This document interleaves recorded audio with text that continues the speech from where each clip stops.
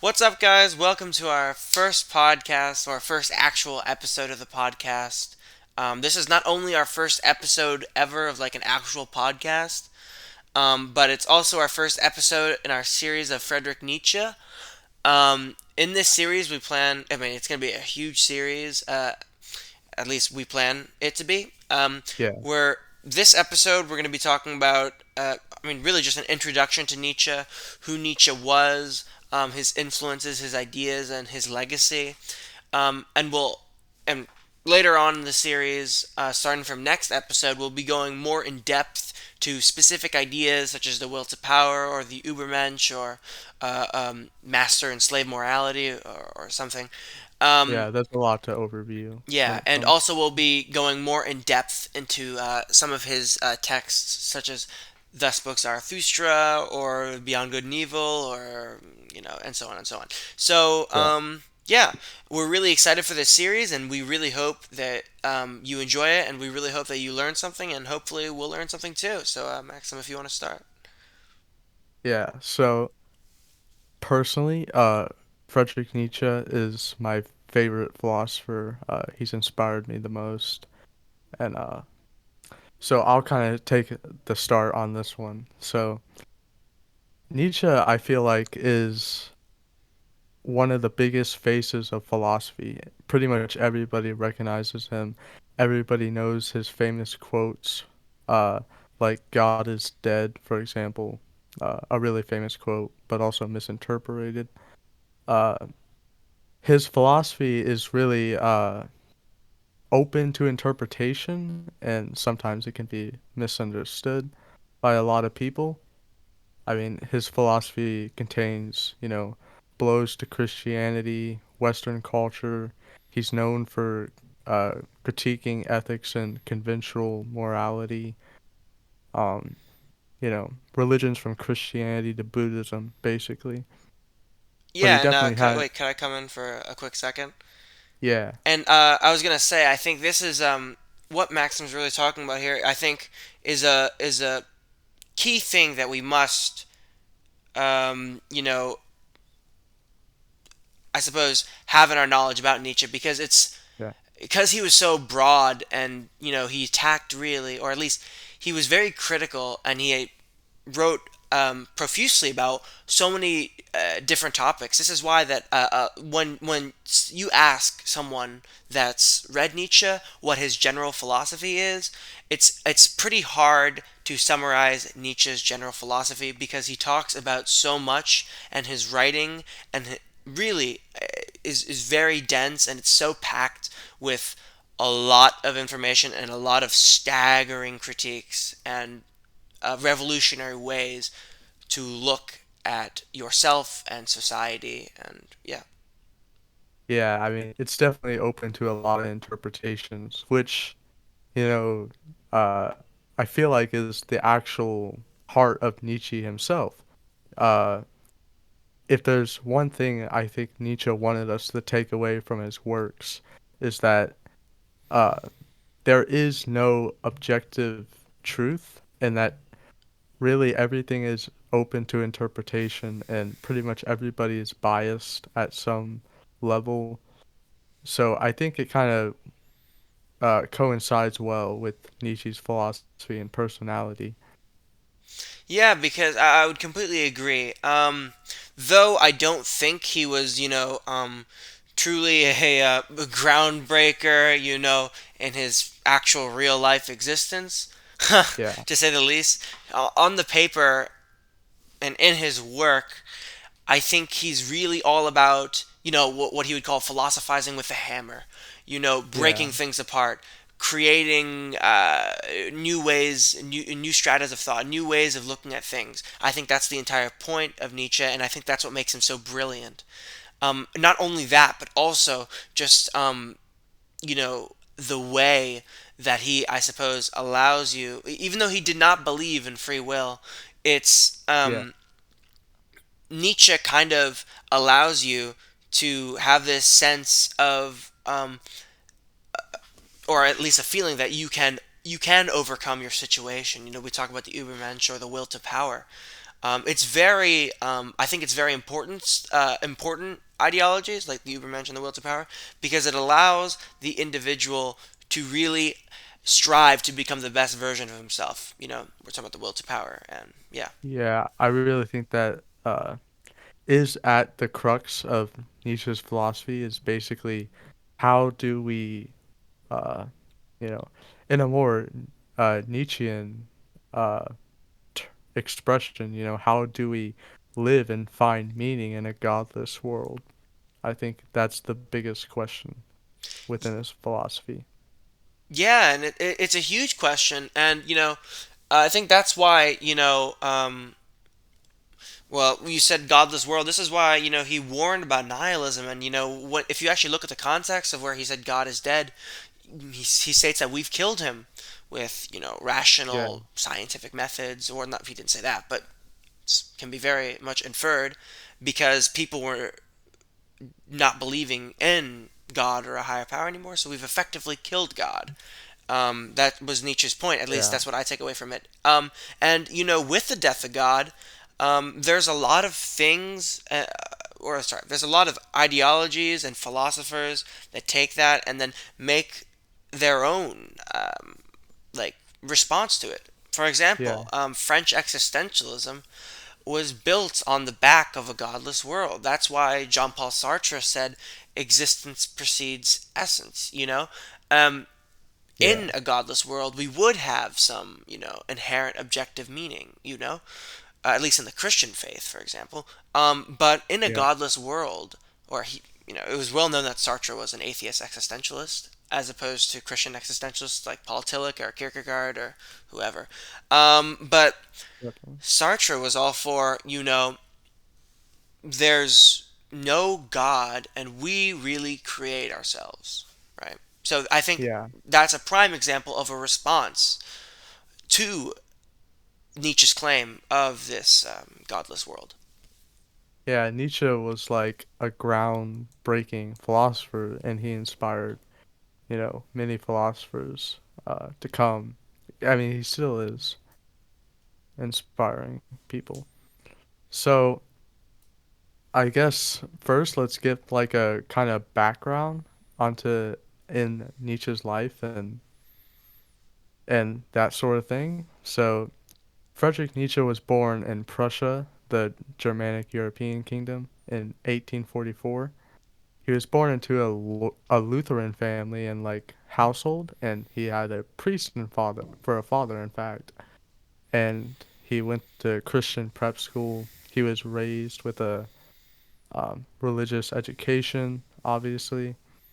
You know, at that time in Europe, religion was a definitely a core factor within one's life. So, and that's a thing. A lot of Nietzsche's philosophy uh, can be considered like obvious to us now. Like some of his philosophy, like no objective truths, and that religion shouldn't be the ultimate authority in one's life. But back then, it was a shocking revelation. It was really groundbreaking stuff.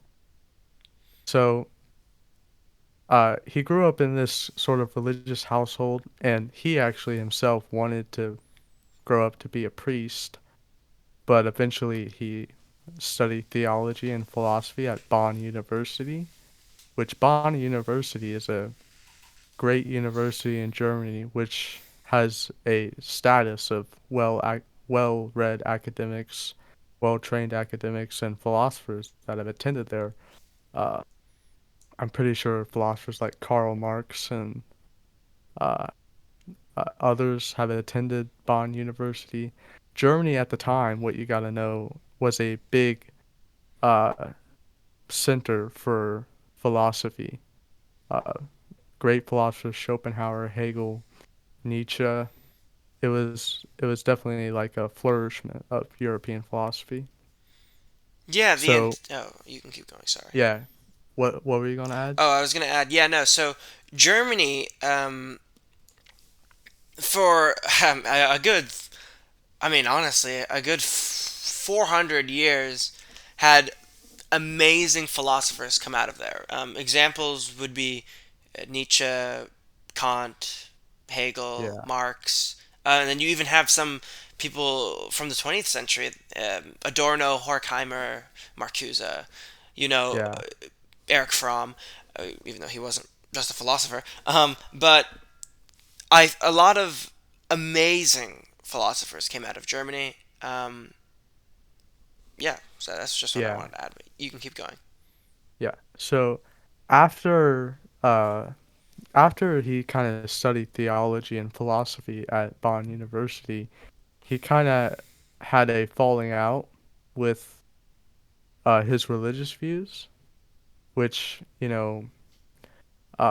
reportedly he got into a lot of arguments with professors in that class, and he just didn't like the curriculum, so he kind of gave up with this idea of growing up to be some Lutheran priest like his father was, and eventually he transferred to Leipzig University, which is another great university in Germany, and he uh, started to study ancient languages and philology, I think is the right way to say it. He started to study Greek and Latin, which has a significant part that it will play in his books in the future if you ever read them. You know, like in his book, The Genealogy of Morals, he dissects Latin words and meaning, uh, and like whole pages will be in Latin. It's pretty fascinating. And eventually, in his kind of mid 20s, he got a job at the University of Basel, like I said many times, a great university in Germany. Uh, and he got a job as a professor of these ancient languages. And this was around like the 1870s, right? And he actually published his first book at the time in 1872, I think. He published The Birth of Tragedy, which we will probably do a series on. There's a lot to talk about in that work. So, The Birth of Tragedy was really like a precursor to his philosophy because he wrote it like years before he would ever write a, the main philosophy works he's known for today. And today it's known as like a kind of like a additional text of Nietzsche. It's not associated with his classics like Beyond Good and Evil, Genealogy of Morals, um, Thus Spoke Zarathustra. So The Birth of Tragedy was like an analysis of art, Greek tragedy, and of course it did introduce the Apollonian and Dionysian duality, which will come in handy a lot in Nietzsche's philosophy and in philosophy in general, Yeah, and He I kind of, think wait, sorry if I could say something, or unless you want to keep yeah, it. So, what I was gonna say is, I think that we'll definitely not only do an episode on the dichotomy of the Apollonian and the Dionysian, yeah, but I think also even in today's introductory podcast upon Nietzsche, after we talk about his life, I think um, we'll briefly introduce some of Nietzsche's main philosophical formulations. So, but you yeah, can keep going, Maxim. yeah. So basically, throughout his life, he actually suffered through a lot of bad illnesses and sicknesses. And some people believe that uh, this was because he contracted syphilis when he was in his early years, which is believed to have killed him later on in his life. But due to these health struggles, he eventually retired from being a professor around like his 30s, and he didn't really have much to do. He was bedridden. He was kind of living in constant isolation, literally. So really what he did with most of this time is he wrote philosophy. This is when he started to write. And his most classic pieces of literature and philosophy are The Gay Science, uh, The Genealogy of Morals, Twilight of the Idols, The Antichrist, Beyond Good and Evil. He has a lot of great works that he's known for. And, of course, his magnum opus, Thus Spoke Zarathustra, which he intended to be his kind of greatest, like, most grand work. So, now that we have, like, a background on Nietzsche's life, we can kind of talk about his ideas and his philosophy, and kind of like the central crux of his philosophy. Well, yeah. So, as Maxim mentioned, the first book that he published was *The Birth of Tragedy*. So, if we're going to talk about his philosophical formulations, I think it's best if we start with with the birth of tragedy, talking about the dichotomy between and the difference between the Apollonian and the Dionysian, and then work our way through Nietzsche's general philosophy.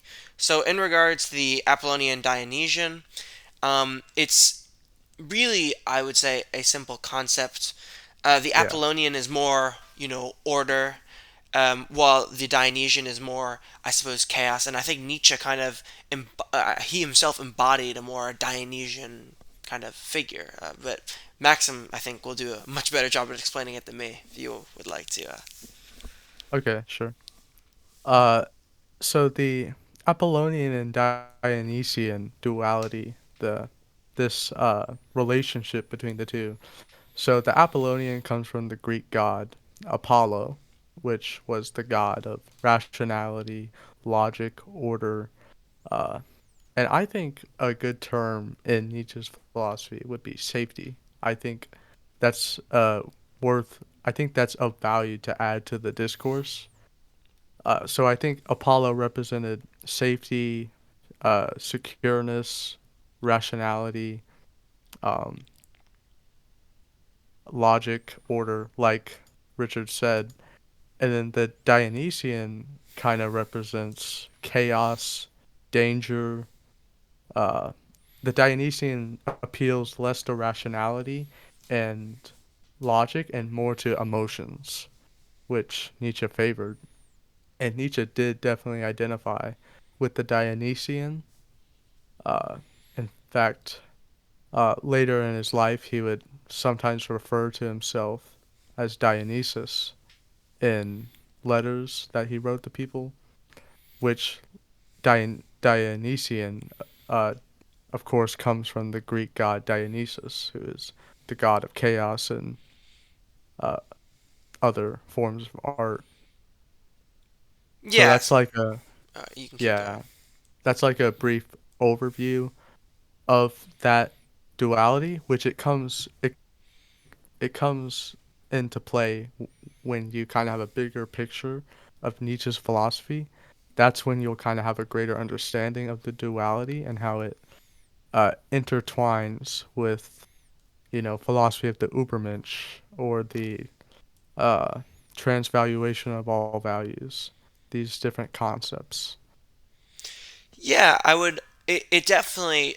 It's again, as Maxim mentioned earlier, the Birth of Tragedy isn't necessarily a book that a lot of people, view as one of Nietzsche's central texts, or one of the texts that Nietzsche wrote that examines his central philosophical, formulations. But I still do think that the Birth of Tragedy, I think, really does kind of give as a kind of a foreshadow into future philosophical contributions. So, Yeah. um, in regards to the next concept we should discuss, what do you think is the next concept we should discuss? So I think really we should get into the crux of the philosophy, which is kind of nihilism or a response to nihilism.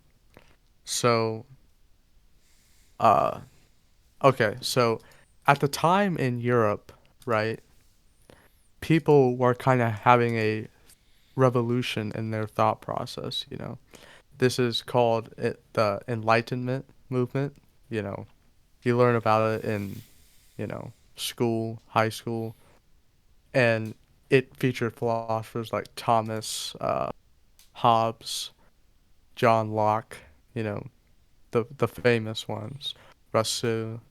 They all had this underlying idea that we should kind of turn away from religion or turn away from God and and base our lives, and not just our lives, but base our legal systems, our everything about our culture on reason and rationality and logic and naturalism and science instead of God and all of the religious values we had.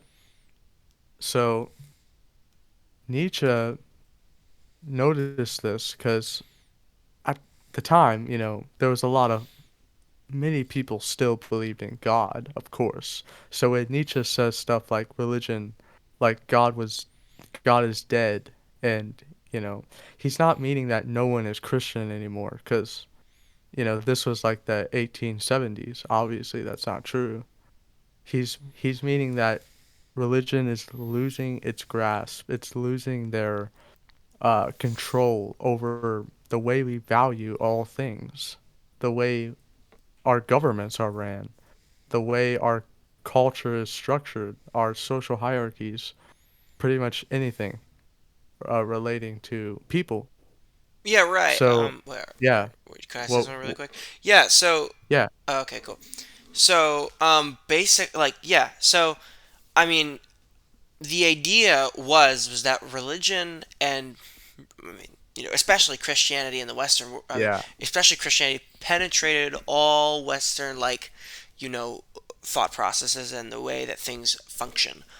This is why Max Weber famously talked about, society, basically, or at least the Western world is Protestant, secularized Protestant work ethic. Um, yeah. so yeah, you can keep going, Maxim. So, yeah, this is, I feel like Nietzsche was devastated in a way at this. He proclaimed that God was dead and we have killed him. And he said that we are the murderers of all murderers because, well, we murdered the supreme being, the being who gives us all of our values, who gives us all of our, in a way, all of our instructions on how to live life in general. And now we have nothing, really. We're left with nothing. So Nietzsche, and by the way, Nietzsche wrote that in The Gay Science, uh, his book. It's one of the most famous quotes in philosophy in general, that God is dead and we have killed him. Uh, it's largely misinterpreted, but yeah, it basically Yes. means that God is dead, religion is losing its influence, and we have no support. What were you going to add? Oh, so basically, when we're talking about the gay science, I think this is also a good point to mention the fascinating, kind of thought experiment that Nietzsche also mentioned in the gay science, which was that of the eternal reoccurrence. Oh yeah. If you'd like to explain that, Maxim. So the eternal reoccurrence was uh, I think it's a really central concept to Nietzsche's philosophy. Though Uh, even though it's not necessarily a concept, it's yeah, more so a like kind of it's the scariest thing Nietzsche ever thought of. Um, but yeah, if you'll keep going. yeah. It's a, it's more of, like Richard was saying, it's less of a concept and it's more of a thought experiment. So Nietzsche had this thought, you know, if he thought, if I was to live my life forever, for eternity, in in a constant cycle, and a lot of people compare this to the uh, time is a flat circle phrase. And if I was to live my life eternally, every single thing is the same. Nothing is different. Every detail is the same. I have to relive every single thing, uh every joy that I found, every deplore that I found, every heartbreak, every friendship, every suffering, and every serenity that I experienced in my life, I all had to relive it again. Would I be satisfied? Would I be okay with that, or would I even desire to do that? Would that be desirable? And he said, he really thinks that we ought to model our lives as if it was to eternally reoccur forever. And this ties in a lot to his philosophy, like Mfati and other in-depth concepts. But we can talk about that all in our other series on Nietzsche. But I do think that maybe we should give a brief overview of Mfati. Oh yeah, And then after that, we can talk about the central ideas expressed as in Das Buch Zarathustra, like the ubermensch, the will to power. But if you want to explain Amor Fati really quick. yeah. So Mfati was kind of Nietzsche's concept that, well, it actually wasn't Nietzsche's original concept. It came from Greek philosophy. Uh, or yeah, and it was Latin itself. It was a concept that kind of originated in Greek philosophy, and it basically meant the loving of one's fate. That's what it means in Latin. It's amor fati. And he basically thought that we ought to love our life, that we, okay, so that's kind of vague, but basically he means we have to embrace our future no matter what's happening. Uh, it can be bad, it can be good, sufferable, or desirable. We just have to look forward and say to life, yes. He had this idea of being a yes sayer. Yeah. And Actually, yeah, can I add something really quick? yeah, Yeah, and I think the idea of suffering being a source of meaning and a drive. I think that's something that Nietzsche kind of really touches on.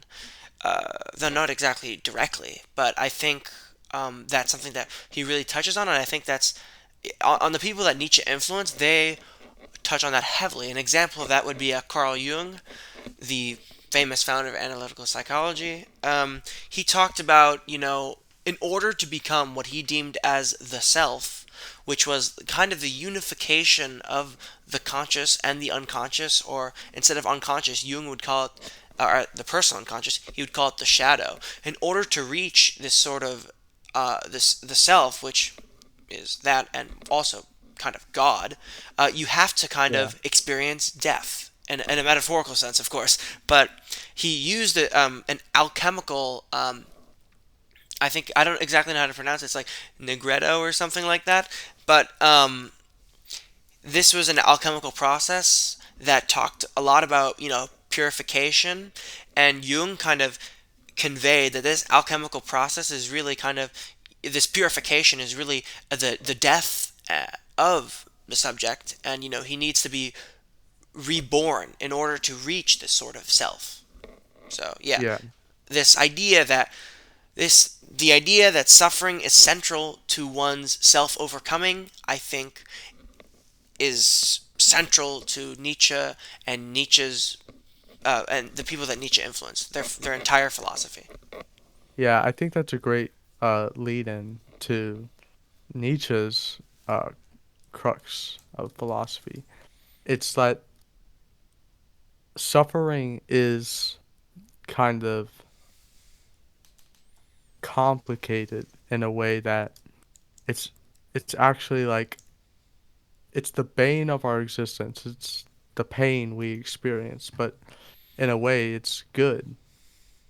And it could offer a solution to nihilism. So basically, in this godless world, in this after the death of God, the age of reason, the Enlightenment has taken over, and we no longer rely on God for our values. How do we have meaning in our life? That's the core question of Nietzsche's philosophy, which is like the most stereotypical philosophical question ever. Uh, what is the meaning of life? But I really think that's the main question that Nietzsche asks. And I think he provides one of the greatest answers. He basically says, he kind of tries to say, at least, that our life, we have to really rely on ourselves to create a life that we want to live.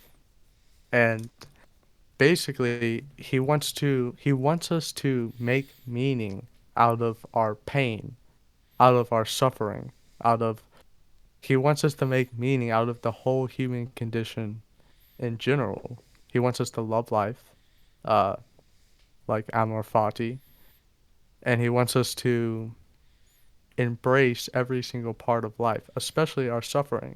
So like you see all these religions like Christianity and Buddhism especially, which he critiqued a lot. Uh, he would that all these religions they say, you know, you have to devote yourself to have salvation, and you have to get rid of your suffering, and uh, only y- you have to do all these practices. You have to believe all these uh, maxims that will eventually free you from your suffering, and you'll attain some kind of serenity.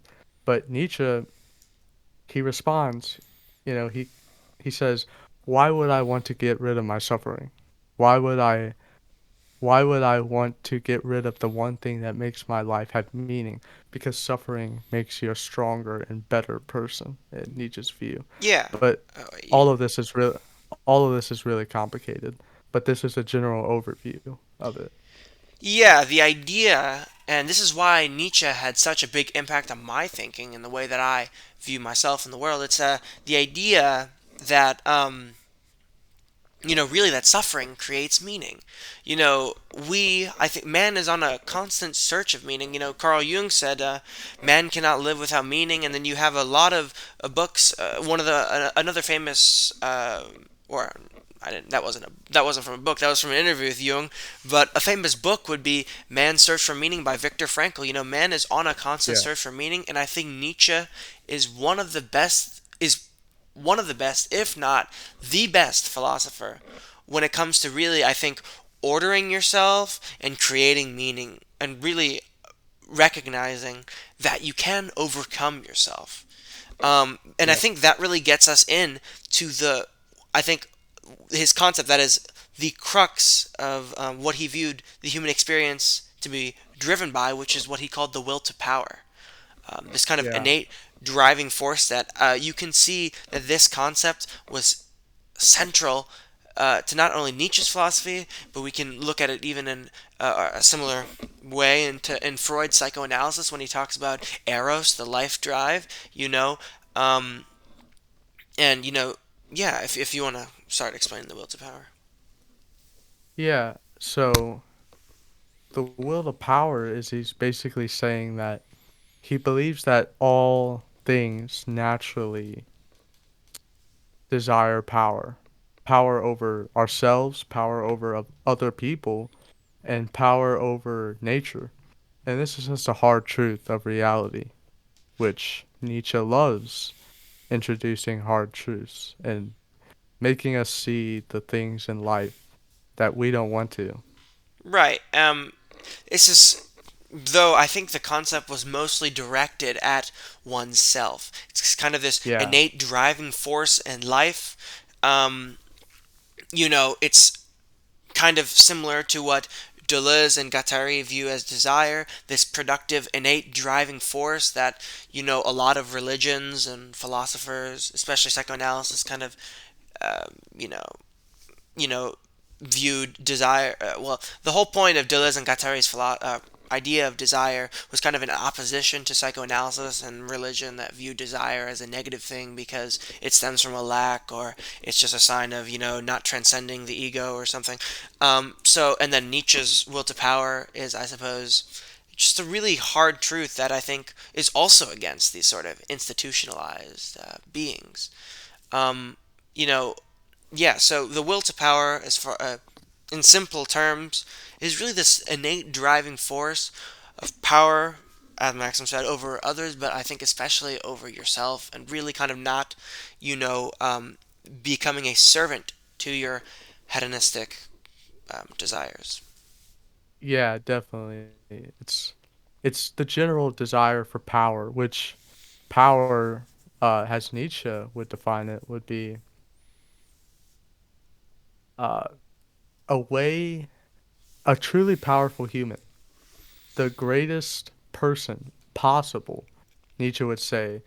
Uh, he called this concept of the greatest person ever, the greatest person possible, the most powerful person ever. The ubermensch is what he nicknamed it, which is German. It means Superman. And this is one of his central concepts that he's most famous for. Uh, Basically, he believes that the ubermensch is someone who ta takes their suffering, takes the whole human condition and makes meaning out of it by themselves, and they do this through a acts of what Nietzsche called life affirmations, and by affirming life, by uh doing things that affirms life, saying things, thinking things that affirms life, the whole experience of living in general, which can be a mix of things that we will go into in depth in our future videos in this series. Uh, those life affirming actions uh, make build the building blocks of a Ubermensch, the greatest person that ever lived. Right, and I think the Ubermensch is best exemplified as in Thus Spoke Zarathustra. Zarathustra, the man that came down from the mountains and preached like the Messiah, the second coming of Christ. But the Yeah. idea that Zarathustra conveyed that man is something that can be overcome, right? And that man is just kind of Yeah. I forgot exactly how he put it, but it was one of the most mind blowing things. Um, was kind of a bridge between Beast and the Overman, or the Ubermensch, or the Oh Superman. yeah. That I think is a perfect description of what man is, and I think that it really gives the collective subjects and humanity, uh, this kind of desire to really kind of actualize their will to power, and really become the best version of themselves. But Nietzsche, again, was also keen on pointing out that not everyone can become an Ubermensch. Some people, Yeah. unfortunately, are just not as strong-willed as others, right? And I think that was one Yeah. of the hard truths that Nietzsche espoused. Yeah. Nietzsche was definitely he believed that his writings were for a minority of people. He believed that the Ubermensch would always be a minority. You know, other philosophers that kind of had this concept, like the Buddha, right? Siddhartha Gautama, uh, he kind of thought that everybody, that perhaps one day everybody would become a Buddha. Everybody would find the meaning of life, the serenity, and everybody would master this art of life. And, but Nietzsche was not as I wouldn't say optimistic. He just didn't think that not everybody was a free spirit. Not everybody would become a Ubermensch or, you know, affirm life in these ways. And uh that's the reason why Nietzsche kind of espoused like democracy and other systems. He was a radical individualist. He did not like any he didn't really like any political system, to be honest. But Right, and I think that's why, though I think they're very different. Well, yeah, there's some similarities, but mostly different. That's why I think he's compared, or at least a lot of people think that he was influenced by Max Stirner, the famous yeah, anarchist, the egoist. But I think that's for a different video. Yeah. But yeah. yeah, no, Nietzsche. If you want to keep going, unless you want me to keep going. Oh no, you can Okay, talk. thanks. But yeah, Nietzsche was really for this idea of hard truths, and that again, not everyone is going to be as strong-willed as people who are able to self-overcome. And I think that's Yeah. really what gets, and I think that's a really good entry point into a brief overview of what Nietzsche thinks about slave versus master morality. If you'd want to start on that. Yeah, so the slave and master morality is an incredibly complex con concept within his philosophy. I used to be like baffled by it. I just can't. Anyway, so basically, uh, it's that uh, morality is a way of control. Morality is essentially a form of control, and there's two different distinguishments of the two different kinds of morality, slave and master. The slave is the one who values things like self pity and safety and secure. And this does come back to the Apollonian and Dionysian duality. Like I said, uh, the slave is can be associated with uh, the Apollonian. They the slave uh, values like humbleness and kindness and um, safety and kind of like appealing to higher authorities. Like really And the more also, moral stance, or at least, well, yeah, that actually gets, at least from maybe our perspective, because Nietzsche was also keen on pointing out that the terms, or the meaning of the terms, good and evil change over time, right? yeah, And that, of course, influenced a whole load of philosophers. I think especially Michel Foucault, who pointed out, in Madness and Civilization, amongst really, I mean, his entire Foucault's entire, I suppose philosophy, even though he's more of a historian of power dynamics and how things change over time. His philosophy really looks at how these structures make subjects and how these structures change over time. I think that yeah, that's really what Foucault's entire premise was. And I think an example of that would be what I was going to mention was Madness and Civilization, where he pointed out how mental illness, the term and how it was treated changed over time. So I think that was directly, and it's well known that Foucault was very influenced from Nietzsche, but I think that's a yeah, prime example of Nietzsche's exerting legacy upon, especially 20th century French philosophy, if not, yeah, philosophy in general. definitely. But anyways, you can keep going with master and slave morality. So the yeah, where was I? More the master morality values basically kind of the op and this is a core of his philosophy. That they value the antithesis of the all the values that the slaves value. And this is something that this is another concept that Nietzsche has that is directly tied with the ubermensch and self-overcoming. He calls it the transvaluation of all values. And so basically, he says, in order to become strong, which Nietzsche defines strong as the meaningful, the the dominance, the dominant people.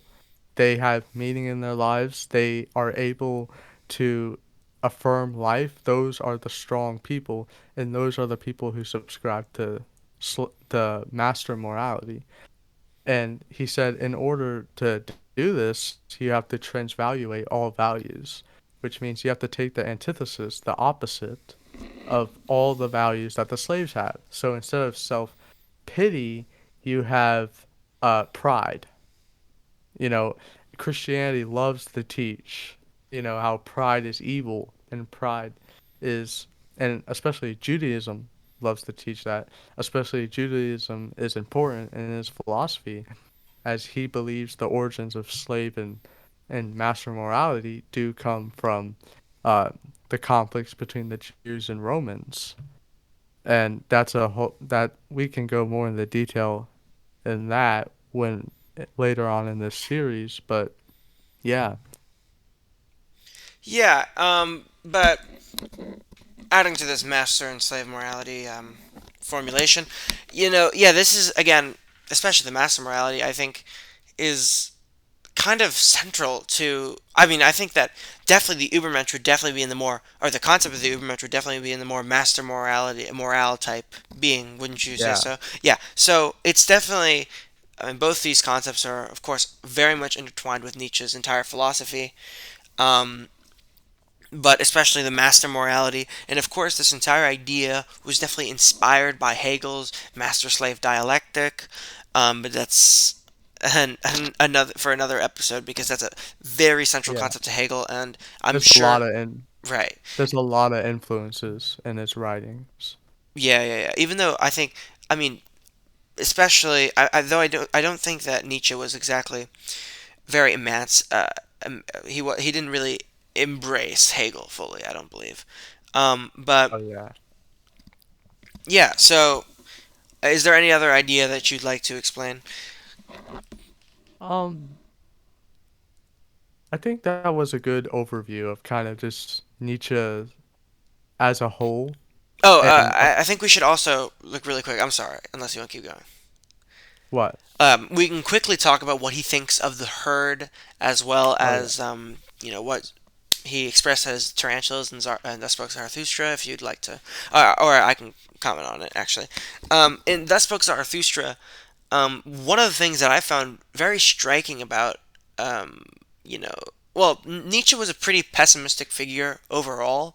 I think that's what makes him incredible, partially.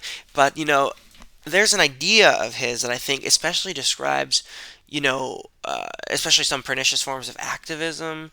And that would Yeah. be the idea of, or what he's described as the tarantulas in this book Zarathustra, where he says that a lot of these people who preach equality secretly have this sort of,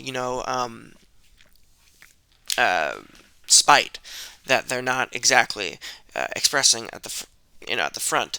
And I think this is kind of central to Nietzsche's philosophy because he later points out in the same chapter how we shouldn't really have equality, but we should strive against each other, and we should find the beauty in that. And I think that um, connecting to the Ubermensch and the entire point of Thus Spoke Zarathustra, which is the culmination of his thought, is Yeah. I think that entire concept is the one of the central aspects of Nietzsche's philosophy. But yeah, if you want to talk about the Yeah, I herd, mean, yeah, egalitarianism and equality, Nietzsche hated that. And Nietzsche hated democracy and Christianity and asceticism. He hated all these ideas that said that we are all equal, right? We're all equal, we're all the same. Uh, that's, you know, that's not true at all, said Nietzsche. And this is one of his hard truths. He said that, um, equality is bad as it would, in his view, it would uh, kind of lead to majority rule over the free spirited individuals, the people who could affirm life and have a free spirit mind about the workings of the world itself. Like, this is apparent in the prologue of Thus Spoke Zarathustra, his greatest work. Uh, you know, thus Zarathustra comes down from the mountain after becoming a ubermensch, after achieving this overcoming of the self.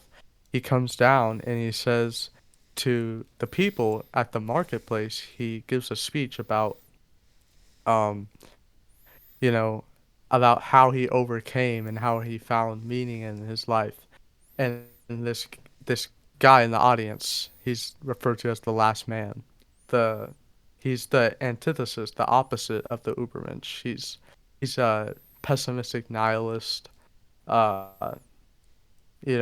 basically the worst thing in the world in Nietzsche's eyes. Uh, and the last man is ridiculing Zarathustra as he's giving this speech, and Zarathustra just says that, your ears are not to listen to me. You're not for me. And he's basically, there are people who will listen to Zarathustra.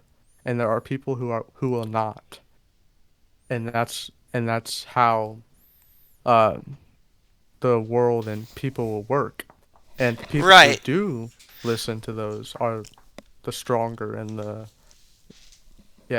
stronger people. Right. Yeah. No, I completely agree. So, yeah, no, I think that Nietzsche, or thus spoke Zarathustra in specific, really kind of, and the characters really culminates, or the entire book really culminates Nietzsche's thought. Um, yeah, Yeah. but I think that what we kind of espouse in this so far in this podcast, I think was a pretty general outline of, you know, in a pretty simplistic sense, of Nietzsche's overall philosophy. Is there anything that you'd like to add, Um or do you think we like? yeah, I think we got a pretty good outline of his philosophy. We're definitely going to go a lot more in depth in this series. We're going to have uh, book book analyses, and I said that wrong. Book and of course episodes dedicated to crucial concepts. And yeah, Yeah. So, yeah. So I think that's a. I think that we can conclude with our first, unless you want to add something else.